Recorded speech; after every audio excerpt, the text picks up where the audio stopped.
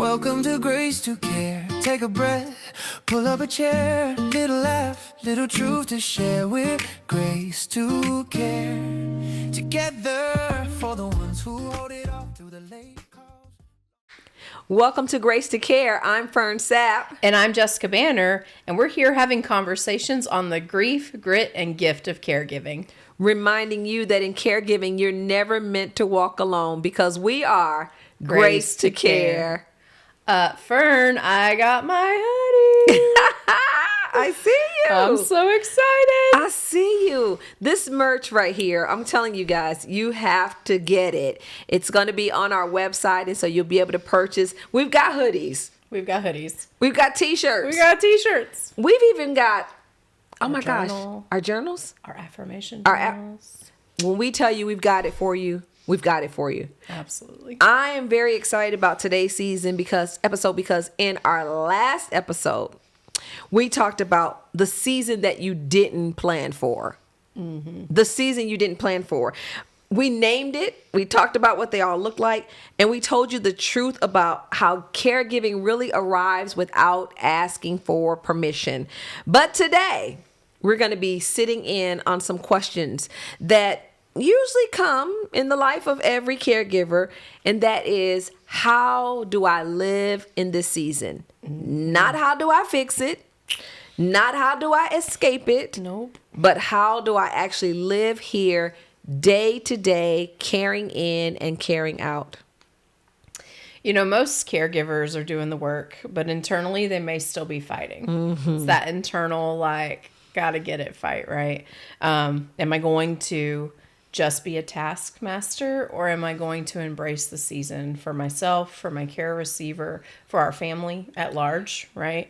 They're waiting for things to change, but also it's that space where things may be settling, or are you going to allow it to settle into new rhythms?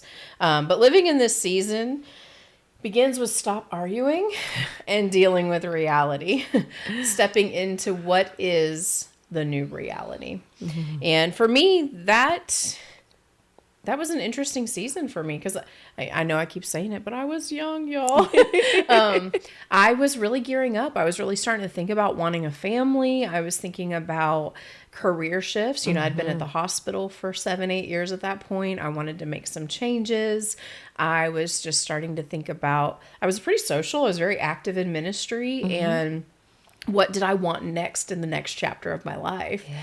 And so revisioning looked like putting a pause on some of those things and stepping back and being literal hands and feet. You know, I moved in with my care receivers, and because I moved in with my grandparents and wanted to help them in that season. And so that meant social life changed. That meant career ambitions changed or even paused in some ways. I've made some big changes even in the middle of caregiving, but at the beginning of caregiving, I couldn't see all that. Right. So it was having to embrace that. What is the redefinition? And even how I showed up with family members.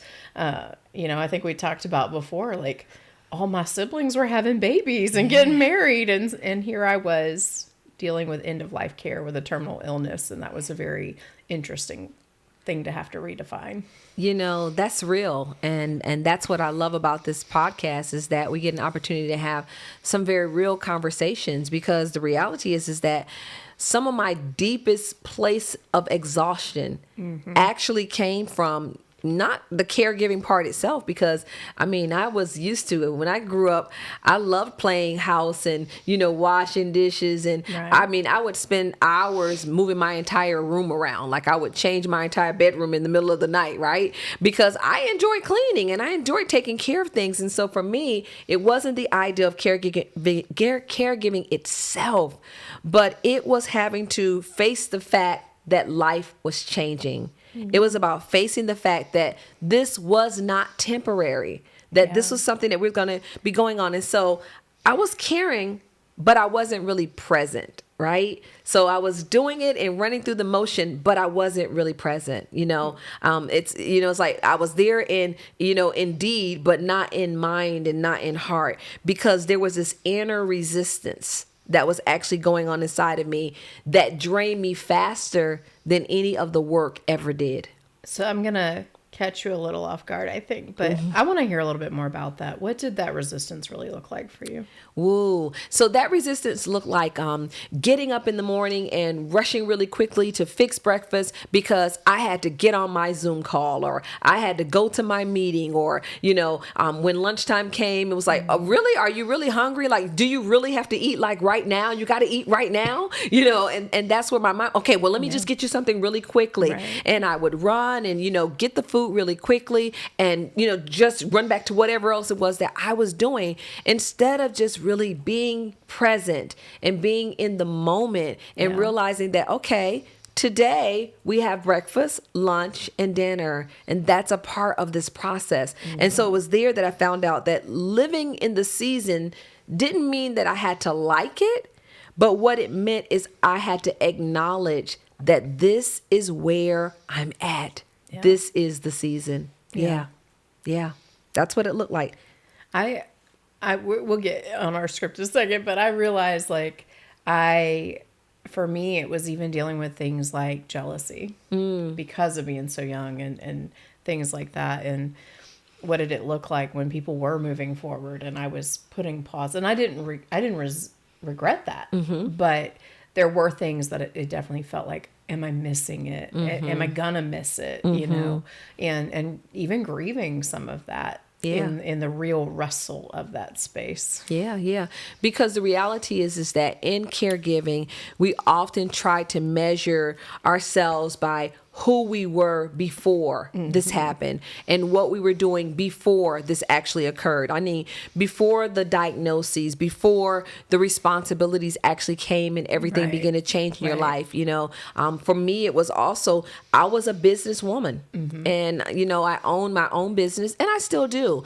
But although I had a home-based business, it was not homebound.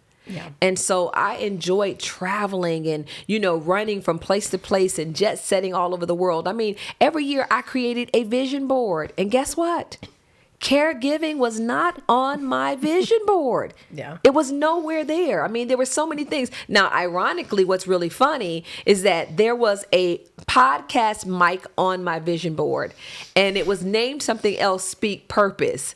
I had no idea that the grief, the grit, and the gift that this would bring was really aligning us to be in purpose. And so now today, when we're on Graced2Care, we're speaking purpose. That's so funny. When I went into caregiving, every year I had a podcast, my thing. And I was like, maybe one day, I don't even know what. So it's interesting. Here we are.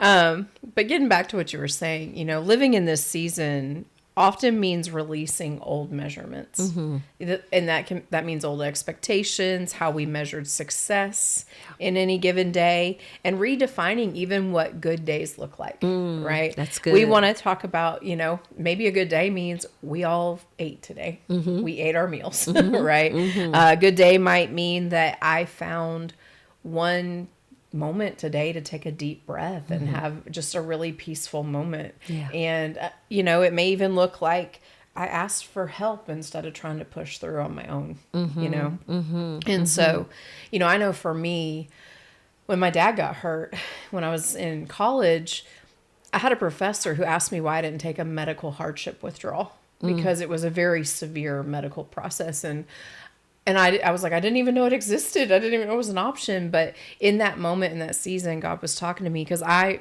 in my younger years, I definitely, dealing with perfectionism and all the things. Yeah.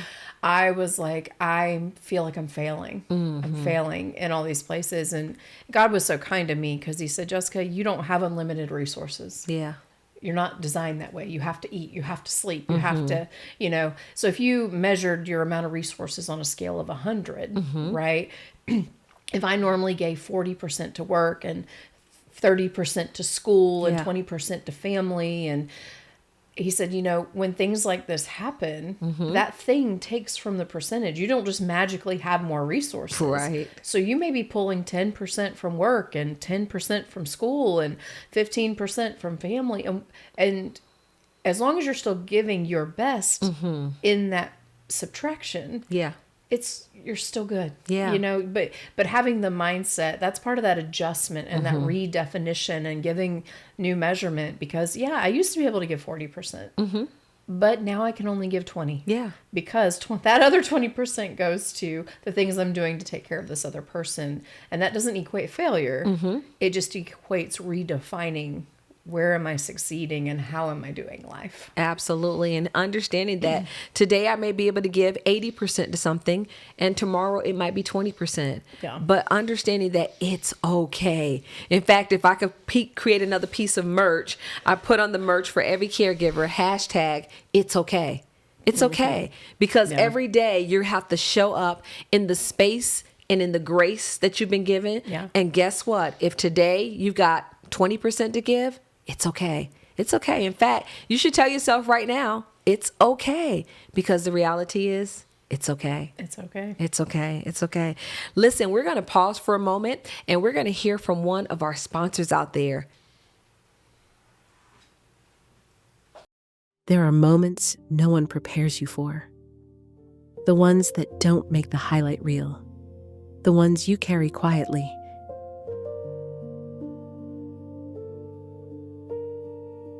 You didn't choose this season, but somehow, you showed up anyway.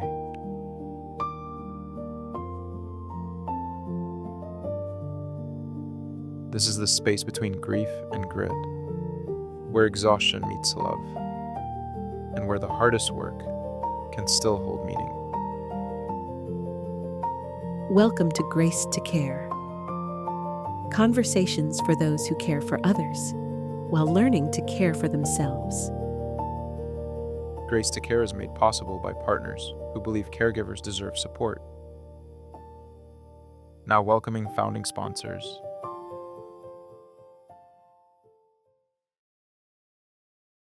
We just want to say thank you to our sponsors again for all your support in the work that we're doing here for caregivers.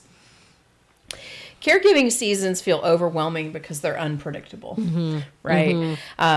So living in those seasons really requires creating a new rhythm. Yeah. You and I are kind of musical people, so we understand what it is to find that rhythm, but we need routines that are not rigid. We need to have the flexibility that the unexpected could happen today, right?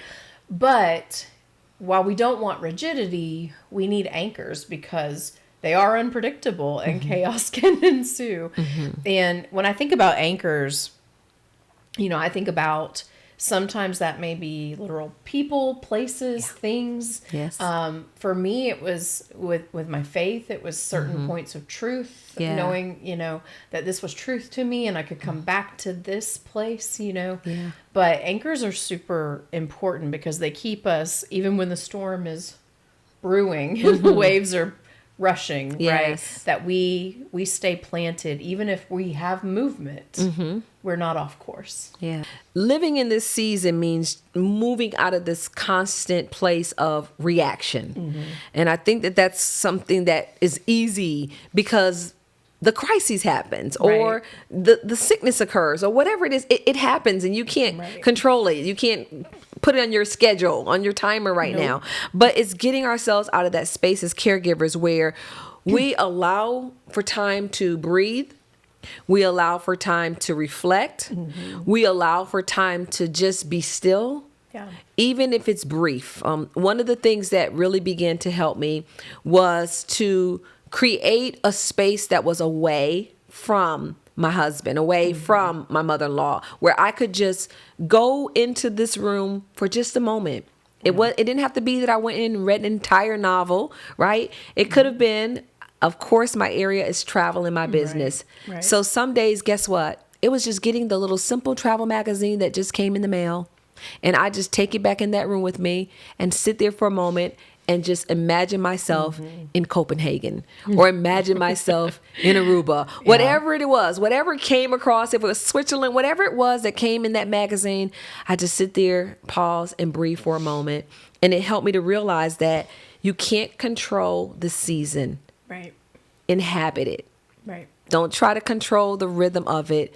just live in the rhythm of it. And for me, that was a great place of anchoring, of course, along with my faith, right? I couldn't make it without my faith, without prayer. But it was just taking quiet moments just to be still and just to anchor myself. Yeah. Yeah. You know, one of the most freeing things that I found out was really getting to the space where you tell yourself the truth. And so it's telling yourself the truth. Yes. You know, I love deeply, but yes, I'm worn. I feel very worn today, right? That's just truth, you know. Yeah. Or yes, I'm really committed to this, but yes, I'm still wishing today that life really looked a little different, right? Yes, absolutely. Or yes, you know, even that I did show up and I'm going to show up, but the reality is I still feel unsettled. Yeah. And it was those places, Jessica, where I was able to just be honest with myself that really helped me to live, because that's what we're talking about, getting the rhythm and learning to live in the season that you're in. You know, I think one of the places that that's true for me or anybody would be, I think sometimes as a counselor, I find that people, when they're caregiving, I don't have permission to get mad. What does it look like when I get mad at my care receiver? Because they're still my family member that I used to get mad at, you know, and that there's moments when that might happen, you know, and or there's moments that I'm sad and I can't share it with them because I'm trying not to pull them down or, you know, they're trying to stay strong. And so I think that's important with what you're saying in terms of telling ourselves the truth. That part of the truth is connecting to the whole truth. And it's not going to be the same every day. You know, we're humans too. We're going to have good days and bad days. And there's things we're going to love and things we're not going to love about this season. And so telling ourselves the whole truth and not the polite version. Right? You know what I'm talking about. Yes. It's okay to be honest with yourself. And that sometimes requires being honest with another person. Yeah. Right. I know for me, I got into caregiving and there were definitely some concerns and things that I knew were going to come up, and I went into counseling. And I was in caregiving for several years and I stayed in counseling, you know, because I needed to process things at home. I needed to have a place to have a voice. I needed to work through some other stuff for myself. And I don't know what I would have done if I had not had that space. And I was really fortunate that I had 3 or 4 really good friends that, you know, I lost most of my friends because I went into caregiving that season. They just all disappeared. Which happens. It does. You know, people don't always know what to do with a grieving season and a grit season like that. And that's okay. You know, but I had my ride or dies, right? Those 3 that kind of just stuck it out with me, and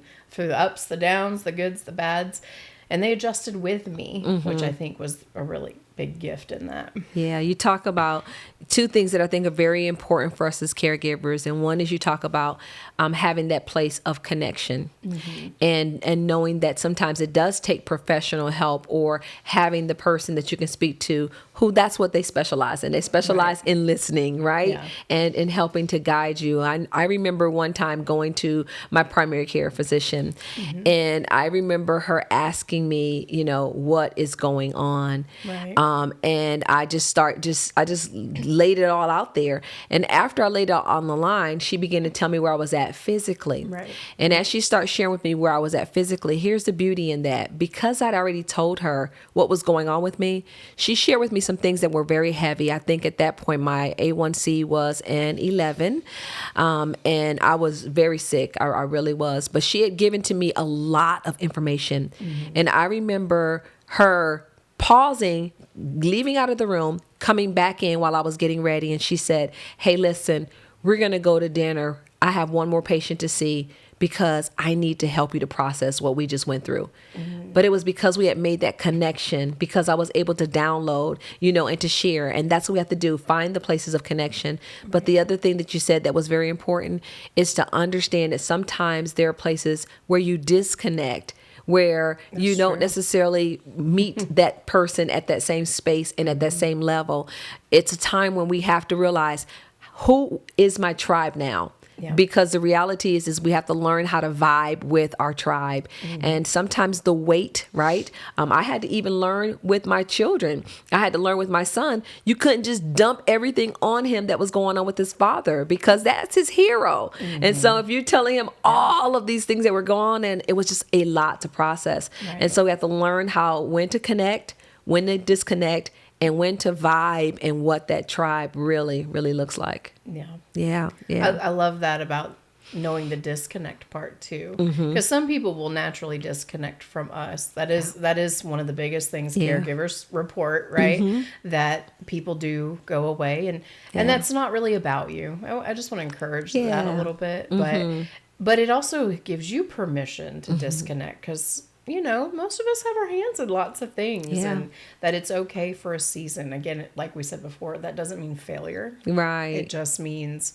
change and adjustments. Yeah. And you never know what's going to come on in a different space and season. Yeah. I love it. Here we are, right? Absolutely. So we didn't know to expect this. We didn't. And that this was going to be one of the gifts that came out of our own experience. Yeah. And so, talking about adjustments, like we were just talking about, social life does adjust quite a bit. Yes. And I would just encourage you may have to get creative, right? For the ones that are going to be there, like, I know that people had to come see me. People were used to me being the one to go out. Yeah. And I don't mean out, but just, I would meet them where they were. But in that season adjustment, they had to start meeting me where I was. And it's okay. I had to ask for that. Yeah. And some people didn't. And that was okay. The ones who could, who had the capacity, came. And so connection can be broad. That can look like counselors and coaches. That may look like pastors, pastoral counselors, support groups. There are many, many, many wonderful support groups for different diagnoses, different illnesses, just caregiving as a whole. There's grief groups. Even for me, I knew a woman who was going to school to be a death doula. I didn't even know that existed. Wow. Wow. But it's somebody, just like you have a birthing doula. Yes. It's someone who helps families and care receivers Wow. walk that end of life process. And Wow. I thought, wow, that's brilliant. That is brilliant kind of support. Yeah.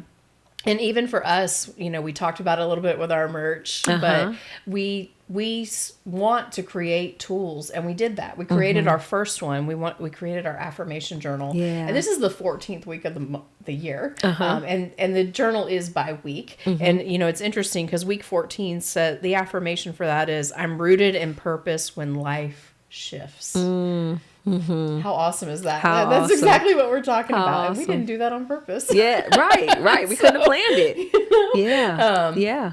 And so we really want to work on giving you guys tools and let you know you're not carrying this weight alone. Yeah. Right. Yeah. And it requires being able to accept shifts in what connection can and will look like. Yeah. And living in this season becomes more sustainable when you're not carrying it alone. Yeah. Something that you said that I think is so good, and that is that when you do have that connection shift, it's okay. Sometimes it's not about you, but sometimes it's about a person just not having the capacity to carry what you are going through in the place where you're at. And it's okay. It's okay. I keep saying we're going to make that t-shirt, or we're going to make that hashtag. It's okay. It really is okay. So if you're listening here on today, here's a question that we want you to sit with. What would it look like to stop fighting this season and to start living in it? Just as it is. No adjustments, no trying to make it perfect, make it right.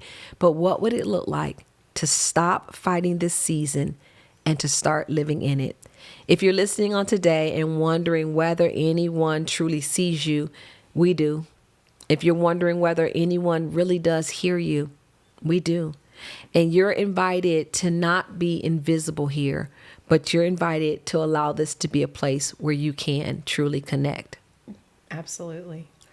And I know a lot of us in caregiving can say, I'm alone, and people don't see me. And there is a reality that there's a lot people don't see behind the scenes. Yes. And I would encourage you not to count people out, because there are people who may be grieving their own things and they just don't know how to carry the weight of grief. They may be stretched so thin in their own lives, they don't know how to walk the grit. Yeah. And it may be not that they can't be there at all. It may be that people come in pieces, right? I always tell people, well, this friend may go to the movies with me, and this friend may listen to me and the deep stuff. And, that's the beauty of community is we don't have to be all things. Yes. We just have to be a piece of something that someone needs, right? Yeah. And so don't count people out, but sometimes you do have to reach out. Yeah. Because capacity, sometimes it's reaching in. And I know we don't always have that capacity when we're caregivers to go, oh, I have to reach out. Yeah. But that one phone call and that one text may bring a boatload of relief that you need. Yeah. So I know it can be hard to push through. That's part of that grit that I may have to push through and extend the ask. We were talking about what would be one takeaway that we would have from just the seasons that we're in. And I was thinking about that.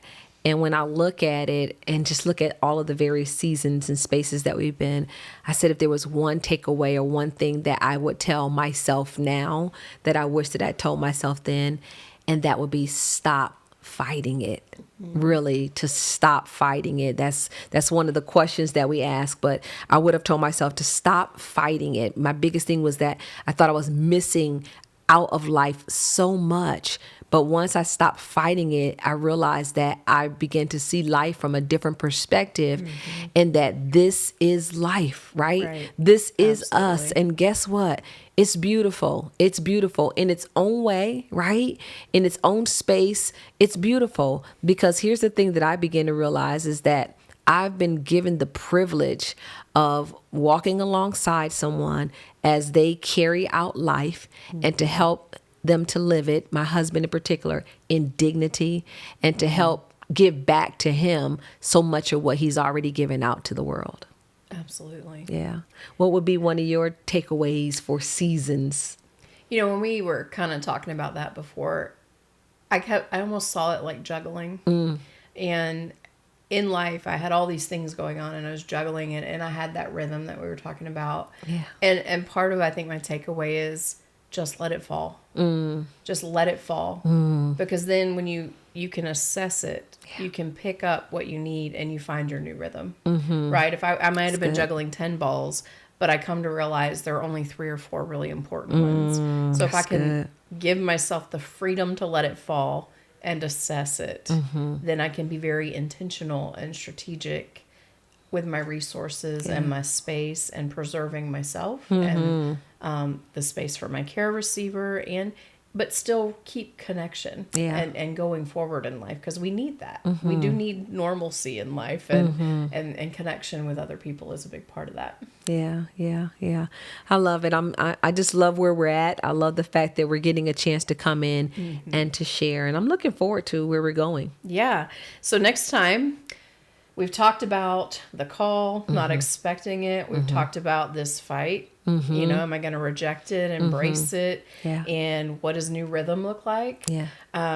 But one of the things that I think really comes up is that call can feel very destabilizing, right? Just like I said, all the balls may fall. Yeah. And so we are looking forward to talking about what does it look like to stabilize the caregiver. Yeah. Right. Yeah. And even if you're not a new caregiver, that can happen in seasons of caregiving where new things happened and you're having to restabilize again. So we definitely want to look at that because you can't move forward in giving care in caregiving if you're unraveling. Yeah. I'm excited because we'll get a chance to answer some more questions together, right? We'll get a chance to talk more about, where do I go from here, right? Is anybody listening? You remember the commercial, hello, can you hear me now, right? Can you hear me now? Right. Or is anybody home, right?